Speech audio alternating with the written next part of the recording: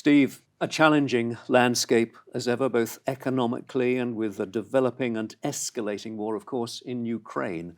A very aggressive President Putin in Russia. Now, in cyber terms, how concerning should we be finding this? Very is the short answer, Nick. I think that what we have seen here is an evolution, if you like, of warfare. Now, from an ISF standpoint, we have talked for quite some while, through things like our Threat Horizon series, about the way in which warfare is going cyber. And indeed, in our latest edition, we come out much more strongly and do a session on cyber warfare. So why is that? Because we're so heavily dependent upon technology. You can make a very significant impact on world economies, supply chains, all of the things upon which we've become so dependent through the use of cyber. And that's why we're seeing this increase, I think, in cyber attacks, in very targeted as well attacks on, say, banking systems. There's concern at the moment about the midterm US elections, whether or not they're going to be targeted. And so really we've just got, I think, a blending that we're never going to see going away now between cyber warfare and what I suppose people would call traditional warfare. It all comes down to a subject we've discussed many times, and that is the preparedness of companies and institutions. What is your impression? Are businesses evolving quickly enough to deal with this changing threat landscape? I think businesses are evolving, yes. Are they evolving quickly enough? That's a really tough one, because I think it depends so much on which sector you happen to be in. It depends on the risk profile that ultimately a board of directors is comfortable with, and so therefore is willing to invest and so on. But I would say certainly over the last 18 months, 24 months, companies have really stepped up in terms of understanding the potential threat, understanding the need for increased resilience, so the ability to recover from whatever is thrown at them from a cyber perspective. And I think we're starting to see a lot more boards of directors asking pertinent questions around cyber profile. Are we ready for an attack that might happen? Are we equipped to deal with and respond to, for instance, ransomware? So I think that the level of awareness has increased, and I think therefore the level of preparedness is increasing. But is it going fast enough? Probably not. I guess it's never going fast enough, That's but right. It's encouraging, I sense, that you're talking about the level of resilience, the level of knowledge amongst board members is increasing. I mean, and is that across all the sectors, do you think? I think it is. I think that certainly our traditional critical infrastructure sectors have led the way. They've always done that because they were always the most attractive for attack, of course. But there have been a number of attacks that have taken place that have really, I think, encouraged people to look at cyber in a much more realistic fashion than they had done in the past. So we've had attacks that have impacted supply chains in particular, so petrol supply chains, food supply chains. And so that has really brought it home to people. It's made it much more personal, whereas I think the danger we ran in the past was it was just bits and bytes, wasn't it? You know, we weren't really impacted to it. It was just some other poor, unfortunate company that had lost data. And yet, despite all of this, despite the ISF's efforts, companies, organizations are still being hit, in particular, by ransomware attacks. Now, I'm tempted to ask, why is that? Why is it still happening? I think the reality of it is that, and this is the piece that I think a lot of people have struggled to come to terms with. The reality is that if an attacker is serious and has his or her eye on your organization, there is actually very little that you can do. A sophisticated attacker will be able to breach your defenses. And this is why I talk so much about the need to respond, to get businesses back up and running, to protect the data that's most important to you. That's a fundamental piece, I think, now in any cyber strategy. To ransomware itself, we've seen that evolving, of course. Now I've talked in the past, about things like crime as a service, where you can go and buy particular pieces of malware. Well, that's where ransomware is evolving to as well. So that's opening up the market potential for the cyber criminal, transitioning from needing to be an expert to being more of a learner, if you like. And of course, the ability to then drop a ransomware attack again, isn't really that difficult. You know, we've seen increases in phishing, we've seen increases in whaling, we've seen increases generally in the way in which systems are being attacked. And ransomware has become, I think, something of the malware of choice. Whether or not that continues, it's still up there, you know, in the sort of the top 2 or 3 attacks. Certainly it is something, again, back to this level of understanding that boards now do relate to. They do ask questions around, you know, if that were to happen to us, how would we respond? What would the impact be? But again, certainly from our perspective, when we look forward and look at the threat landscape, we think that that's going to be around for at least a good couple of years. We've talked about the role of individual businesses, of boards of directors. We'll come back to the role of the ISF in just a moment. But what about government, particularly here in Europe? Are governments, broadly speaking, stepping up to the mark? What is their role in all of this? Yeah, that's an interesting one, really. And I've been, I think, probably a little critical in the past about the role of government. I mean, I think I have some fairly clear-cut views, personal views on the role that government has to play. And for me, it's about really setting out clear guidance on legislation, on regulation, and then standing behind those rules, if you like, that have been set in place. Because the one thing that businesses really don't like is uncertainty. You know, if you can be really clear about the tramlines within which you operate, then life becomes simpler. You may not agree with it. That's a different discussion. But at least you know where you stand. And I think the challenge that businesses are facing now is that we all operate across so many different jurisdictions. And we've got this evolving regulatory landscape that is constantly changing. And that is raising a real challenge for businesses to try to understand where these tramlines are in the different countries in which they're operating. But for me, the role of government is to set those tramlines. And particularly in Europe, I think, to collaborate around those so that we've got consistency. And do you see encouraging signs that there is this collaboration? I mean, governments surely must understand that this is a serious threat. So why is it that they are not achieving the degree of collaboration that you are seeking? Well, I think they made some good progress with the GDPR, for instance. I think that was a really positive step forward. I think that the way in which that was brought about with consultation, you know, it was never perfect. And so I think that there is some alarm amongst the security sector anyway, in the UK, for instance, when we hear talk of perhaps UK government moving away from that or creating its own. And the question has to be, well, why? Why does one particular government think it can do better than you know, a sort of a conglomerate that have come together with these things?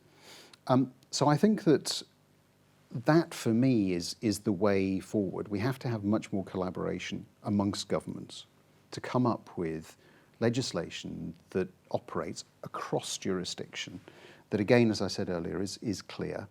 And there has to be the will to do that, because these things are not easy. You know, I'm stating the obvious, but once you get into that sort of debate and discussion at government level, then you need to settle yourself down for a fairly long ride. Let's talk about one case with big implications. This is the Uber case in the United States. A CISO convicted in that case, a ransom having been paid. And I think it's called into question, what are the limits of responsibility for a CISO? What do you see as the particular implications and the lessons that need to be drawn from this case? Yeah, I think it is a big case. I mean, clearly everybody is talking about that at the moment. For me, what it is doing is a couple of things. I talked about these tramlines, very clear legislation. What it's demonstrating is that federal courts in the United States, anyway, are prepared to exert the level of influence that's required to really demonstrate that they're serious about those regulations. That, for me, is actually a good thing, because if you're not going to enforce a regulation, what's the point in having it? So that's the first thing I would say. The second thing about it is that for, I think, a lot of people looking at this from the outside, it's causing them to sit up a little bit and say, hang on a minute, governments are taking this seriously, CISOs need to be taking this seriously as well, and actually we're now seeing a degree of liability coming in at the personal level which perhaps we haven't seen before. You know, there's been a lot of discussion around CISOs wanting a seat at the table, wanting to really exercise that chief piece in the title, which means that they're an executive director, you know, with all of those responsibilities. So a discussion, I think a healthy one, breaking out as to the role of personal liability in all of these things. But fundamentally, I think what we've seen coming out of that is some legal precedent that says we do have a regulation, we are prepared to enforce it, and so it doesn't matter whether you're a CISO, a CEO, or a defense counsel in any shape or form in an organization, you have to start paying attention to these regulations and you have to fall in line with them. And again, for me, that's a very constructive step forward. And I sense that quite a number of CISOs will be concerned by this case. Yeah. Is it reasonable for them to be seeking greater safeguards regarding their own personal liability from their company or their organisation, do you think? I think it is. And I think, again, that's a healthy discussion to be having, because you want to have those conversations, don't you, before the day. You know, the day to be having it is not when it's just happened. So I think it is, you know, shining a bit of a light on that. I think that a number of CISOs may decide that actually the job probably isn't for them.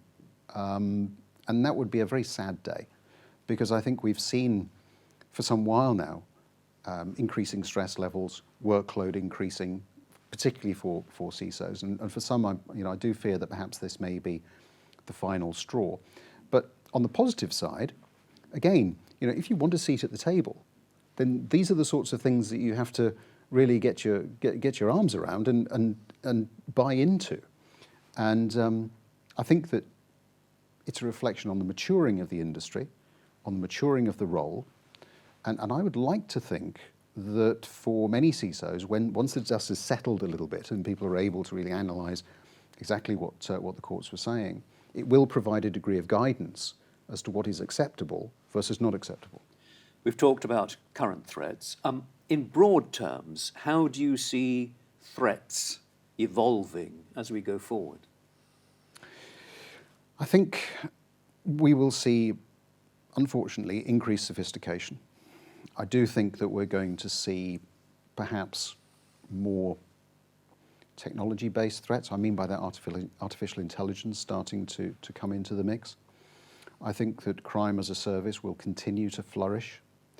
I think that on the positive side, organizations now understand that cyber is actually central to the business strategy. So you can't have a discussion about how you're going to evolve your business, grow it, deliver shareholder value, and ignore the cyber component. So if you look at it on the maturity curve, then cyber is reaching that sort of post-teenage stage, if I could put it that way. But unfortunately, it's being driven down that road by an increase in cybercrime, which I think is just a fact of life. Yet within this complex network of threats and so on, it is still the case, is it not, that very often the individual human being is perceived as the weak link in it all. Now, should we be rebalancing the message and emphasising more that the individual actually is our strongest asset? I think we should. I really get quite annoyed when people talk to me about the fact that, you know, people are the weakest link. They're not the weakest link.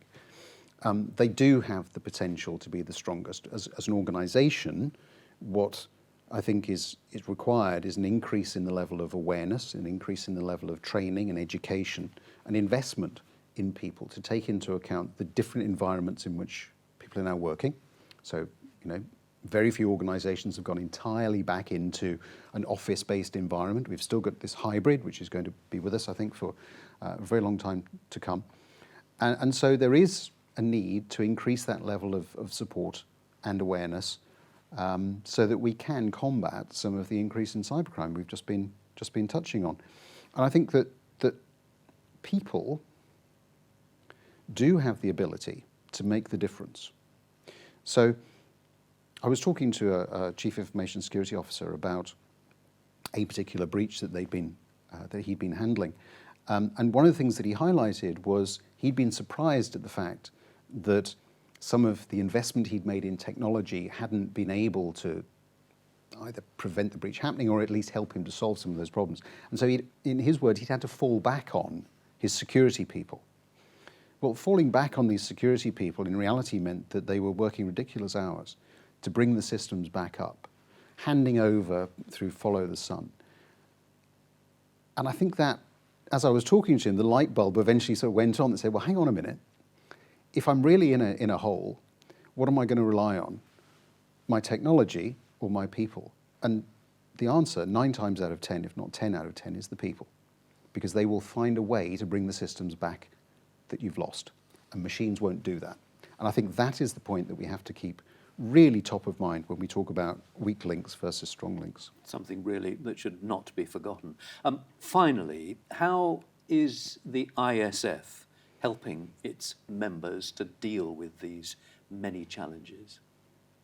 In a number of ways, Nick. I mean, we're continuing with what I think is a very rich program of research. That's important so that members understand exactly what's going on in the space. We've invested significantly over the last couple of years in our software ability. So at our Congress in Manchester in November, we're launching our new supplier web app. So really trying to zone in on the problem of supply chains and how to manage so many different suppliers. And so we've invested in that. We continue, of course, to build all of these tools on the back of the standard good practice, which is now a world-leading reference document. You can map to ISO, you can map to NIST, a number of other different standards that are out there. And then the other thing that we're continuing to do, and this is the piece that I really would like to encourage our members to make much more use of, is we're opening up access to our analysts very much more, to our consultants, to help actually deal with some of these very tangible issues on the ground, in the moment, through some of the services that we can provide. And my hope is that we'll continue to do that over the coming years. We are a not-for-profit, we are member-driven, so everything that we do is geared around trying to help our members and respond to their needs. And I think that's a really good place to be. Steve, a pleasure as ever. Thank you very much indeed. Thanks, Nick.